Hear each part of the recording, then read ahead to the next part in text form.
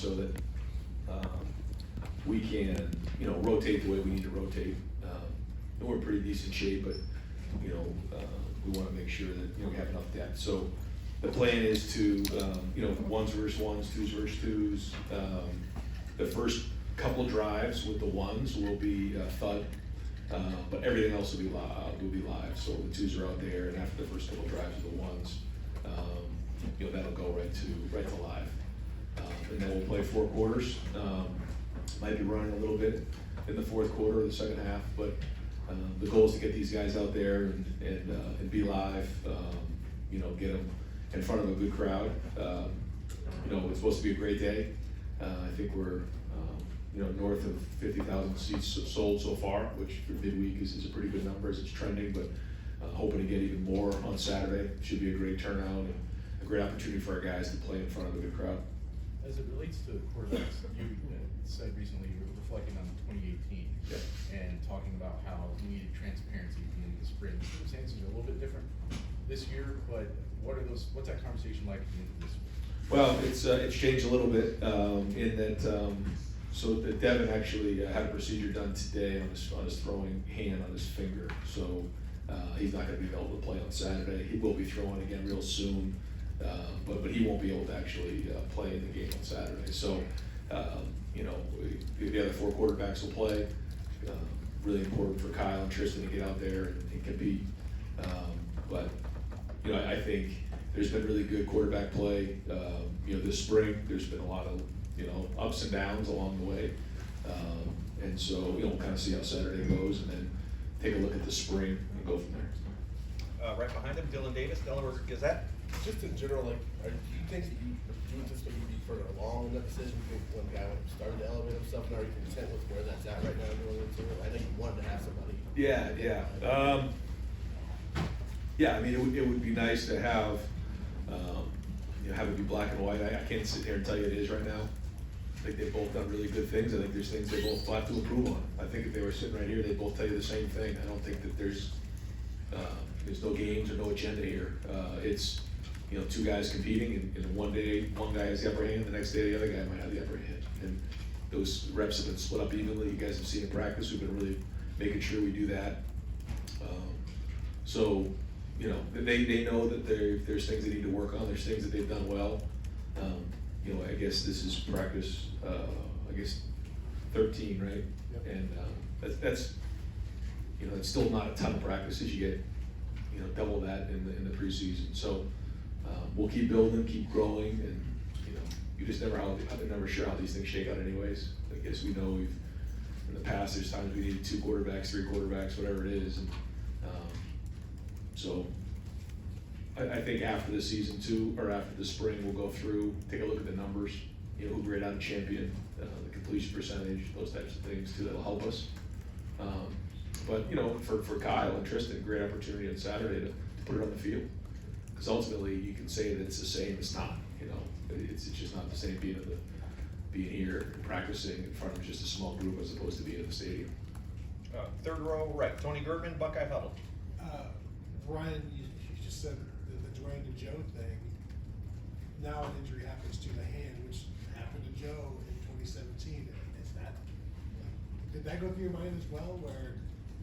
I hear what you're saying. I think that situation, that happened in the fall, and so that really set Joe back that entire fall, and then allowed Dwayne to play in the rivalry game and play in that game and help us win that game, and then it kind of and then turned into a battle in the spring.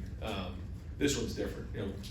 Devin's been practicing, the majority of the spring. We'll miss a couple practices here, we'll get right back at it. So it's more of a setback than anything else. And then, real quick, the transfer portal opens on Saturday. Yeah. How are you guys going to be monitoring that moving forward? That you have like one person that does that. How does that go? We do. Yep. We have a guy on staff here, Billy Homer, who handles all that. He identifies the guys who are in the portal, evaluates them, and then we have a board and a list and things like that to to see if there's anybody out there that fits a need. Deep right, Spencer Holbrook, Letterman Row. Ryan, the offensive line, we've seen a little bit of the defensive line being the best defender this spring. How do you plan on handling that this spring? Or you said a lot is going to be guarded, but what do you think Yeah, the depth on the D-line is actually the area that we're a little bit concerned with, just, I think we have 5 defensive ends going in, and, so that would've been hard to split them up, you know, especially if one side goes for a long drive and then someone has a short drive, it'd be hard for us to do that, so we're just gonna allow Larry to sub in and out and, you know, keep those guys fresh up front, but same thing, I mean, it's another opportunity to go compete, put it on film, and we're gonna grade it out, and see who grades out the champion or starter level, and go from there, but, you know, the only thing that'll be different, you know, the other thing is, it's not like a game, is the quarterback's not live, and so you have to identify what's a sack and what isn't. And our D-line's done a really good job, you know, for the most part of staying away from the quarterback, even though it gets really, really competitive. They're gonna have to do that again on Saturday, which is frustrating for them, but I think the D-line has gotten better this spring. Right next door, Bill Landis, Rivals, the podcast. Ryan, just what's your assessment been of the right tackle competition for these 13 practices? There's been some good things. You know, we're not there ready to name a starter right now. I don't think either of those guys have stepped up. I still think at left tackle too. You know, I think there's been good things, but to say that we're, you know, where we're sitting right now, you know, we can say those guys are the starters moving into the preseason. Can't do that. You know, like to say that, but we're not there. So a lot of work to be done here in the next few months. The fact that you can't say that now, is how concerning is that? And I guess what Jared asked is tackle position you look at in the world if the right person should go out. I think that's a conversation to have, but you know, we got to kind of go through and see how this next, you know, these or the game plays out, see how that looks on film, take the body of work, and then make some decisions from there. But you know, we'll kind of have those conversations and see where we're at. You know, it's a delicate situation for sure. You know, and I mean, I think we believe in the guys that we have. Otherwise, you know, we say, yeah, we got to bring in a guy. I think we believe in the guys. We know that they can do it. We're looking for more consistency. I mean, I think if you know, rewind it a year from now, and I was sitting up here, we were asking about Paris at left tackle, I'd be concerned. I was. He came a long way, and so I know these guys can as well. I think Justin does a great job teaching technique, but they're going to have to do that here in the next couple months. Front row, Joey Kaufman, Columbus Dispatch. Ryan, when Justin was here in 2019 and won that competition, and CJ won in 2021, when you look back on their spring games, what role did that play in the way you evaluated them and ultimately led them to winning the job? Well, I remember the game that Justin was in. He actually struggled a little bit early on, and so I think we threw like a long ball, like the 5-yard line to I forget who it was, and it might have been Ben Vick. Yeah, it was Ben Vick, and it kind of made the day okay because it wasn't a good day leading up to that, and so you know that was concerning coming out of that game. I mean, I was concerned at night that night. Thinking to myself, or do we really have a quarterback here who's ready to play? We knew the talent was there, and so those are the things this time of year you worry about. But it's just another piece of the puzzle. But I think it does tell you when you're in the stadium how things are going. But to think that Justin would have played the way he did that year, coming off of that spring game, you know, that wasn't a great indication of how he played. Because he said he played great. You know, now for him. He had just been in the offense for a couple of months, so that probably played into it. These guys have been in the offense a little longer. Tristan not as much, but it's really Kyle and Devin. So I just think understanding the offense, they're further along than those guys were, and CJ was at that point too. Dave Biddle, 24/7 Sports. Another question about the offensive line, Ryan. Knowing you were losing 3 starters up front entering spring, is this about where you thought they would be leaving spring or almost leaving spring? Are you guys a little ahead, a little behind overall as an O-line? I mean, I think we're not crazy behind. Do I wish we were a little bit further ahead? Yes. I think we have some work to do, that's for sure. But they have got better. There's been really good plays. There's been really good snaps. There's been great flashes. There's been good practices. But there's also been stuff that we have to get better at. So I think it's probably the natural progression of where we are. We always want to be moving along faster, though. We've asked you just real quick about left tackle. We've asked you a lot about right tackle. How's Josh doing at left tackle? Has he pretty much locked that down? You know, He's getting there. He's getting there. I can't sit here and tell you he's got it locked down just yet. You know, making the transition to left is different. I think Josh certainly has the ability to do it. You can see it on film. That for him, it's just the consistency of doing it over and over again. It's very different when you're the starter and you got to do it over an extended period of time than just do it once or twice. He has the ability. He's shown he can do it this spring. If he can just increase the consistency, then he will lock it down. Third row left, Dan Hope, 11 Warriors. Ryan, we haven't seen Ryan Williams out there a lot the last couple times we've been in practice. Just what's his status right now? Yeah, he'll be available probably for the first couple drives, like the thud drives on Saturday, and so there's nothing there that's a long-term injury. How are you gonna handle Victor for running backs? Obviously Trey being out, Ryan being limited. Yeah, so we'll start off in the warm-ups with a 10-minute individual period. So you know, the guys who won't be participating in the game, like Trey won't be in the game. You know, Julian, Mac, Tommy, those guys will all do individual drills for about 10 minutes just to get them moving around, get them going, dress them out. And so, you know, for those guys, we'll probably have like a list of, all right, guys who are just flat out. You know, guys who are doing individual drills. And then, you know, for the most part, guys who are available to play in the game. Right behind him, Andy Evans, Buckeye Sports Bulletin. Yes, just your evaluation of where the secondary is at compared to last year as a guy, you know, who's helping coach the people growing against them. I think we made great strides in the secondary. Been very impressed with our corners. I think Denzel's playing his best football right now. I'm just impressed with his offseason, impressed with his approach every day. Got his hands on a lot of balls, had a huge interception in the 2-minute drill the other day. Jordan Hancock has you know, now with a full off season, and now that he's healthy, you're starting to see his potential pop. He came off of that really bad hamstring injury and never was quite himself last year.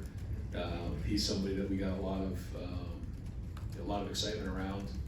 And then Davison has been a great addition. You know, it's been great to see him out there and compete. I think he's raising the level of everybody in that room. Jair Brown has played a little nickel and corner. He has just natural talent and instincts. Jermaine's been out there, Ryan Turner. So, I mean, you know, we're starting to get a group in there that Tim's been able to now spend a year or two with. And I think the addition of Davidson and now a year of experience in that group, you're seeing their hands on a lot more balls and challenging throws, which is really exciting. You know, the safety position has been much more solid. You know, Lathan and Proc and Sonny and you know, some of the guys back there have done a nice job. Jahar Carter was playing well about midway through. You know, had a little bit of an injury that'll kind of, I don't know whether he's going to be available or not on Saturday, but up until that point, he had shown, again, kind of raised the level of everybody back there. So, I mean, it's year 2 in the system, more experience and a couple added pieces. I've been encouraged. Far left, Stephen Means, Cleveland.com. Right, do you believe in recruiting momentum? Is that like a real thing for you guys, or is that something you make you big deal of? Well, I think when you start to see guys jump on board and recruit each other, I think that's a sign of how things are going in recruiting. I think it's a sign of how people view you know, the program and the culture and what's going on here. I think that's probably what you're seeing right now. You know, when guys are coming on these visits, they're getting around our players, they're getting around our coaches. You know, they see who we are. They see the foundation of the program here. They see not only a program that competes nationally for championships every single year, but also has a culture that, you know, you want to send your son to be a part of. And that combined with the city of Columbus, Buckeye Nation, there's a lot of excitement right now. And like you said, there is momentum. You know, and I think when you mention that, it's probably, you know, some of the recruits jumping on board and then recruiting the other recruits to come on, because that's the great thing about committing early is that you get to actually have an impact on your recruiting class and your teammates. And you know, I say it all the time, how cool is that to be able to lead, you know, your recruiting class or your side of the ball. And we listen to those guys because they tell us, you know, the real information. Sometimes the recruits, they put on a different you know, face in front of the coaches, but behind closed doors, they're real with the recruits. And so we take a lot of their feedback back, and that's that, and just access to the program are the benefits to jumping in early, which, you know, again, some of the guys are doing now. I know you guys don't necessarily push people to make decisions, like kids have to do it on their own. Yeah. Is it nice when you can have, kind of a run, like it feels like you guys are having one right now with multiple people like this? Yeah, it's big, it's huge, it's great for the program, it's great for the recruiting class. But we always say, you have to be 100% in because, we don't want you going on visits and doing all these other things, and, after you've committed. So, like you said, we try not to, put a lot of pressure on them, but at the same time, we want them bad, we're competitive, and we're getting some of the best players in the country right now to jump on board. Fourth row middle, Pat Murphy, 24/7 Sports. Ryan, when you watch practice and one side of the ball does well, Yeah. that means the other side of the ball didn't do well. I guess on that play is kind of the basic way to look at it. When you guys go back and watch the film, you're evaluating those plays. How do you assess, like, okay, quarterback threw an interception? Do you get what I'm saying? How do you assess Absolutely. those types of things? I think the first thing you gotta do is, you gotta take some of the emotion out of practice when you're competing against each other, which is what we've done, I think, a really good job of, is create a competition this spring. There can be, a play that, gets a lot of attention and kind of creates a lot of juice and energy on one side of the ball. And then, you come back and quietly the other group is getting a sack or is throwing a long pass for a touchdown. And so you have to just identify, what's really going on in practice, and not get caught up in the emotion of everything. Because I think our guys have brought great energy at practice, and we love that. We want that environment. But as coaches, you have to identify what's real and what isn't. And when you're playing, good on good, and it gets really, really hard. I mean, like those plays, 3rd and 5, game on the line. What's the play? The first play of inside drill is great, and the first play of 7-on-7 is great. But when it's a team drill, and we're really trying to evaluate, how guys can operate in those game-like environments. That's where we're making our biggest evaluations. But to your point, that's our biggest selling point in recruiting, is that you're going against really good players on both sides of the ball. So if it becomes lopsided one way or another, then there's probably an issue. If we have to overcompensate schematically on either side of the ball because it's just a matchup issue, then who knows, right? I mean, somebody trying to cover Marvin, that's hard. Someone trying to block JT, that's hard. So you have to try to identify that. I mean, those are great players, but you also need to win your share too if we're going to go win championships and reach our goals. So it's great evaluation. That's one of the great things about being in practice at Ohio State, is you're going against great players, and I think that builds confidence. Like if you can do that, if you can block JT or Jack, or Kenyatta coming off the edge, you feel pretty good about most of the guys who are going to play, that you can do the same thing. I think that's what gave us great confidence in the Georgia game. Is we play against good players every day, and so we went up against them. I think the guys felt like, okay, we go against these guys every day in practice, and so but that's part of it. But to your point, I mean, if you're losing 8 out of 10, that's not good. We got an issue here. And so you look at the trends, you go through the entire spring, and then you make some evaluations. Right next door, Rob Aller, Columbus Dispatch. Culture question. Over the last decade, going into spring, coming out of spring into the season, there's always been sort of a message, whether it's chase, grind, fight. Yep. Last competitive stamina. Yep. Right? What is it? Do you have something this year? I see, tough love, and Yep. what does that do? Well, I think you don't want to go away from your core values and your culture. So ours is fight to become the best version of yourself. That's not going to change. And our motto is tough love. But to your point, there are messaging and things that are unique to each team. Our focus this entire off season and this spring has just been competition and competing, winning, and finding a way to win. It's one thing to work hard, and that's great, lifting and running and training and all that. But it's another thing, if I'm going against somebody else, there's a winner and there's a loser. Winner and loser. And so how do you win? When you're going up against your equal, how do you win? You can't just win with talent anymore. You have to find your edge. So that's been really the major focus. And if you come to our practice, what you guys have heard, some of the winner-loser stuff, that's been a huge emphasis. How do you apply tough love? How does that manifest with what you're trying to do? Well, the game of football is tough. We know that. I mean, physically tough. You stand over one of your players who has a broken leg at the 35-yard line, and you got to cart him off the field. I mean, it's tough. It's tough mentally. you know, what these guys have to do in terms of preparation, day-to-day meetings, you know, bringing it every single day and just that mental battle. And then it's tough emotionally. You know, you just think about some of the emotional swings we've had here in the last, you know, 6 months. But that's the game of football, and that's also life. But it's certainly the game of football. You have got to be tough to play the game of football, period. But we motivate through love. And, you know, when you, like, who do you think, you know, who do you love the most in your life?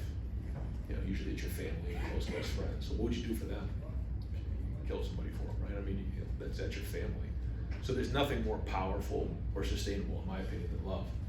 And if you love your coaches and you love your teammates like you love your family, then we got a chance to really do something special. So when you hear that term love, you kind of think, well, you know, it's a different term. What does that mean? What does that do with football? I think it means everything to do with football. Loving the game, loving your teammates, loving your coaches. So when you combine the two of those, tough love, that's kind of what it's all about. Right next door, Cam T. Robinson, The Athletic. That era of the transfer portal. Yep. How do you juggle concern about a position in this time of the year, but also knowing you have a lot of time till fall when you can get like a Paris type growth or just a big type? Yeah, it's I mean, it's kind of what they deal in the NFL with, right? With the free agency and the draft. You know, it's the same thing we're dealing with right now, and making sure that we have what we need, knowing that our culture matters, our chemistry matters, our leadership matters. As you guys know, we've been very careful to add pieces here, but we know it's a necessary thing. And so we have to sit down at the end of spring and identify what positions do we feel good about, where do we have depth that we feel strong about, because we know we're going to lose guys along the way, and guys are going to have to step up. So if it's, you know, somebody that we feel like is at starter level and we're okay there, that's great. If we feel like there isn't someone there that is at starter level, then maybe you need to add a piece. If we feel like it's a depth issue, then we'll add somebody, like Tristan was a great example of that. You know, you talk about somebody who's come in and done an unbelievable job here. You know, he came in with no expectations. Really with the plan that he wants to be a coach, and so he sat in meetings with us. He's been in staff meetings with us. It's almost like an apprentice, what he's doing right now. He's coming in as a player, but he also wants to be a coach. And so what a cool opportunity for him. It's something hopefully that we can build on moving forward as guys who want to get into coaching, who are quarterbacks, who can come in and provide that maturity, but also learn the game. That's what he's doing right now, and he's doing a great job. But that was an area that we felt, you know, we need some depth there. And it's hard to do, you know. And so that's what we look at. You know, do we have somebody to start a level, and you know, do we have enough depth? When you have those conversations, how do you calculate what is like, you see somebody on the field, they're not consistently at that starter level, but they have that potential on, do I risk for this potential, or do I go get somebody before I go do that right now? Well, even when you bring somebody in, you don't really know. You think you know. It's like in recruiting, if we knew all the time, then we wouldn't be worried about this. You know, it's like you try to do the best you can to evaluate it.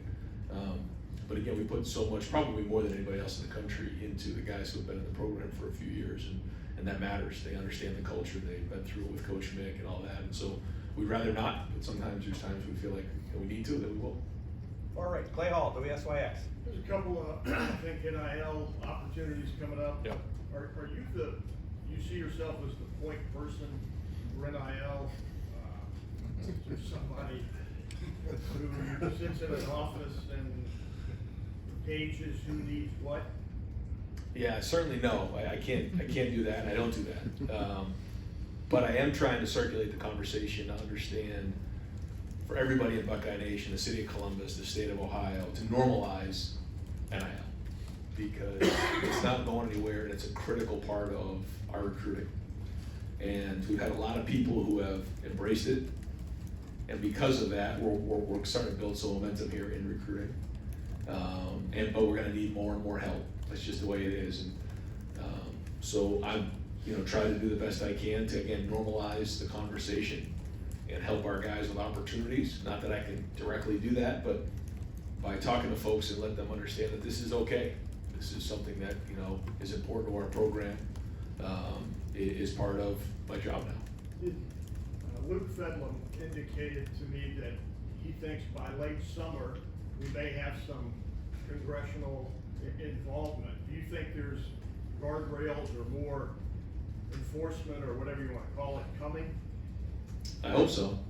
Yeah, I hope so. I think the biggest struggle that a lot of us have, I know that I have, is when we're talking about something like this, and there are other things like this right now in college football, there's really nothing to compare it to. There's no benchmark, there's no precedence for something like this. And that makes it hard, because sometimes you don't know where you're going. But I do know that some sort of guardrails, like you're saying, around this would certainly help. The thing with the country western band, are you involved, will you play an instrument, do you sing? I leave the playing instruments to Coach Mick. He's unbelievable on the drums. So I cannot play a musical instrument, although I'd love to. I just don't have a lot of time to learn how to play a musical instrument. So you're gonna sing? I don't think I'm gonna sing. I might get up on stage or, or something like that and have some fun, but I don't think I'll be singing. Far right, Adam King, BNS, NTV. Coach, you said that you wanted to be more of a CEO with the offense and defense. Now that you've kind of got a spring underneath you, do you feel like you've seen a difference in your coaching style this spring?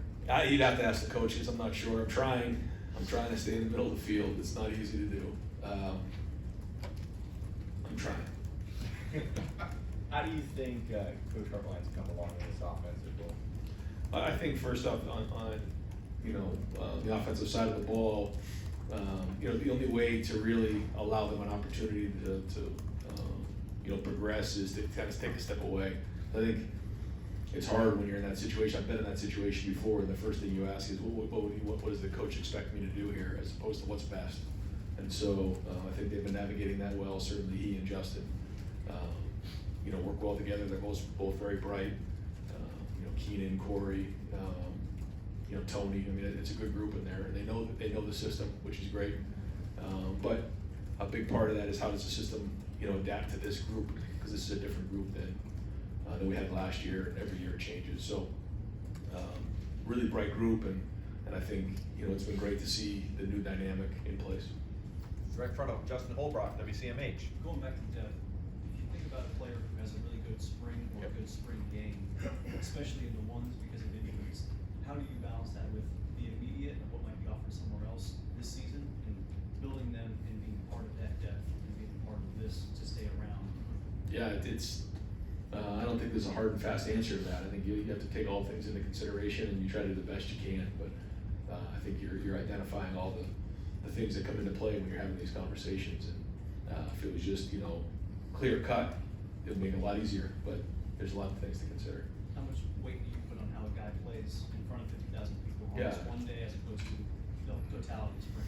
It's a piece of the puzzle, yeah, for sure. I mean, we've had guys who have gone out and played really, really good in that game and not really had great careers, and then other guys who have really played poorly in that game and had great careers. But I'd say the majority of it's a pretty good indication of how they're going to handle themselves in a pressure environment. Front row right, Austin Ward, Rivals, the podcast. Right, I know it's 13 practices and tight end is a developmental position, but has anything that Jelani did in the last 6 weeks changed your expectation for what he could give this year? I think he's got a lot of potential. I think we can see that. The tight end position is such a developmental position. And I think he's embracing that, which is the best thing he can do, because that position just doesn't happen overnight. And the more he embraced that, the better, because he's got a good group there. Cade's certainly the leader in that group, but G and Joe both have had really good springs. I think they're really going to help us. Going to see us in 12, who knows, maybe even 13 at times next year. But he's got a lot of people there you can look up to learn how to do it, and he's got a lot of potential. I mean, to think about a guy that we've had at that age come in with this much talent, I don't know if I thought we had one since I've been here. If you had to play a real game on Saturday, what do you think you would show in 12? What's your confidence level in that right now with what you've got? You said Joe and G, but maybe it would rotate between the two. What was your confidence level in that? How would it look? I don't know if I'd say 50-50 right now. One of the things we like to do is take everybody on offense and rank them, and then figure out, based on everybody in the offensive side of the ball, and then maybe a few others like in recruiting, and then take all the total rankings, and then we come up with numbers to figure out who are the most valuable guys, who do we think the best players are. And if it's clear cut that there's 4 or 5 receivers, you know, in the top 11, then clearly we need to be in 11 more. If we start to see those tight ends move up on the list, then it's probably closer to 50-50. Not that that's hard and fast, but that's something that we like to do, just to kind of get everybody's opinion on it. And we want to put the best players on the field and try to adapt from there. But 12 does give us some things that 11 doesn't. Right next door, Kim May, on 3, let him in a row. Thank you, Jared. Back to Tristan Gebbia. If this was August and you just told us what happened to Devin Brown, yeah, is it thank goodness that Tristan Gebbia is here? You understand what I'm saying? Absolutely. And then how has he impressed you on the field? What has stood out about him just playing? Maturity, just his approach in the meeting rooms, and like you said, yeah, I mean, this is real right here. It's things like this. The cool thing is we get Lincoln coming in the summer too, so you know, he's gonna have to pick things up fast. But you know, I don't remember the last time we had 4 guys where we feel like, okay, we got some good depth in that room. Yeah, I've been impressed with his approach. You can tell that he's played in games. The decisions are quick. The ball comes out quick, and he's got a mature approach to it. And 2 other quickies. When you're talking about the offensive line and where it's state right now, is it mistakes that are happening, or are y'all dealing with some situations where maybe a guy isn't good enough? You understand what I'm saying? Yeah. I mean, how do you draw the line there? And making a lot of mistakes is not good enough too, right? Yeah, and you have to identify what it is. You know, is it just lack of reps? Is it the coaching? Is it the scheme? Or like you said, is the player just not good enough? And those are the decisions that we have to make as a staff, and that's where the evaluations come as you watch the spring cutouts. Because when you're in the day-to-day practice, you're kind of in the forest and you can't really see the trees. You know, you just see 1 or 2 reps, and that's not really an accurate evaluation of what you're seeing. So we'll kind of go back through, watch them here, and then try to do the best we can. I don't think that it's a situation where, you know, we just don't have good enough players. I don't think that's the case. I just think that we need to continue to play. They need to get more and more experience, and they need to learn what it is to be a starter. It's one thing to be in the 2s and go against the 2s on defense every day in practice and not really have to play as much in the game. It's another thing on 3rd and 5 with the game on the line, you gotta go block the best defensive end in the country or else we lose the game. It's a whole different feel, and there's a maturation there. And with that in mind, my other quickie is, do you tell Jim Knowles, hey, throw the rain bucket at him? I mean, on Saturday, I mean, you understand what I mean? I mean, how do you, because you want a true evaluation leaving the spring, I would think, about how guys handle pressure. Yeah, it's a little stunts, et cetera. Yeah, but also you want to find out, like, can he physically do it? Because once you start getting too schematic, it's like, well, he thought it was going to be this and it was that, or he got confused here. But that's a big part of playing the position too. You have to be able to think on your feet. You got to be able to identify information, take the game plan to the field. So a little bit, but also like physically, can the player do it? Whether it's at the line or any other position. Thank you. Got time for just a couple more. Front row, Bill Rabinowitz, Columbus Dispatch. Brian, especially with Devin being out, all eyes are going to be on Kyle. Can you kind of give your assessment of where he is and just how big this is for him? What's happening? Yeah, it's another step in the in his progression. I think he's done some good things this spring. Again, brings 3 years of experience under his belt here, so he knows the offense. You know, he does a great job in the meeting, able to take concepts to the field. He's made some really nice throws. He's accurate, and he's shown the ability to lead the team down the field to score. So again, another great opportunity for him to, and with some of it has been with new receivers, talented receivers, but new receivers, and so a great opportunity for him to go out there and put that on the field and feel like, okay, I got a game in the shoe under my belt, even though it's a spring game. He's obviously started the Akron game a couple years ago. He says he's night and day, better than he was then. I mean, how comfortable would you be if he is the guy right now and you had to go play a game with him? Well, it's hard to say right now because there's still so much more to go here. I don't think anybody's really ready to play right now. So, we'll kind of keep building and keep growing and, see where we're at in August. Because in the off season, these guys get an opportunity to get bigger, stronger, watch the spring cutouts, throw on their own, things like that. And then we have all the practices in August. So we don't have to worry about playing a game right now, so we'll just keep working. And are there like maybe 3 or 4 guys that you just really wanna see, either you're excited about them or you're curious how they're gonna do in the big environment on Saturday? Most of the guys who probably haven't had as much game experience, so whether it's guys in the program that haven't quite been on the field yet, like, you know, some of the linemen, you know, Kenyatta Jackson hasn't played a whole bunch, but had a really good, you know, spring so far. You know, seeing guys like Davison out there who haven't played here at Ohio State before, although he's played games before, just kind of seeing the guys that maybe we haven't seen, or you know, the young guys, the freshmen who, again, you see them in practice, you have an idea of what they can do, but it'll be fun for everybody else to see it. And final question, second row right, Doug Lane-Maurice, Cleveland.com. You guys keep talking about ranking these players and all. There are podcasts waiting to happen, man. You guys just need to record your meetings. God, it's so good. A couple housekeeping things. The Devin injury, is it like was it a thing that was ongoing and you had to get it taken care of, or did something happen? Something happened. Something happened. Do you expect that he will be able to throw this summer with receivers? Yeah. All that, and definitely ready to go by August. Oh yeah, Okay. yeah, should have pretty much a full summer, yeah. What will your play calling involvement be on Saturday?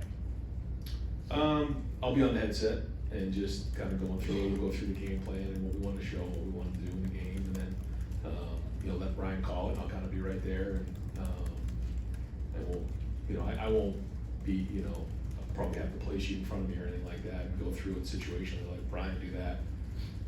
But I'll be right there, and we'll probably huddle some, so I'll be able to kind of relay some of that information to the quarterback.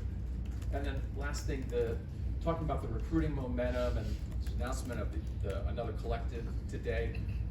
You guys signed a really good class in December, right? But there was also, it felt like, you know, maybe some things that could have happened but didn't. How have your feelings about your ability to recruit the way you want to changed, evolved, anything between December and now? I just think, you know, we have to adapt, like we talked about. I think we're doing that. I also, you know, recognize that the truth is, when you don't sign a big class, your rankings aren't as high because the quality of the guy that we brought in was very high. But the reason that we didn't sign as many guys is because guys didn't enter the transfer portal. So that's just the truth. And so I don't know. I think we're going to sign a big class here, which is great. But I also want to sign a quality class, which we're doing. But I also think that we're in a better place to compete for some of the bigger guys in the country. Hey Jared, can I ask one quick, are you disappointed that wherever that group is, has opted to kick the can down the road a little bit on letting basically everybody who is on staff coach or be involved in coaching? I mean, is that disappointing to you? I mean, what's just your take on it? There's a lot to work through there. I think there's a majority of coaches that would like to see, you know, more flexibility for the coaches to do work on the field in practice, not so much in the game, but in practice. But there's a lot that comes with that. IAWP issues and recruiting that we got to make sure we clear up, and there's a lot that goes with that, labor laws and things like that. So I think that there's a push for it, but at the same time, I know that those things aren't easy, and I'm of the opinion that sometimes, right now, more than anything, less changes is the better. So we've had so many changes, and it takes us a long time to see the effects of all these changes. You know, so what would the effects of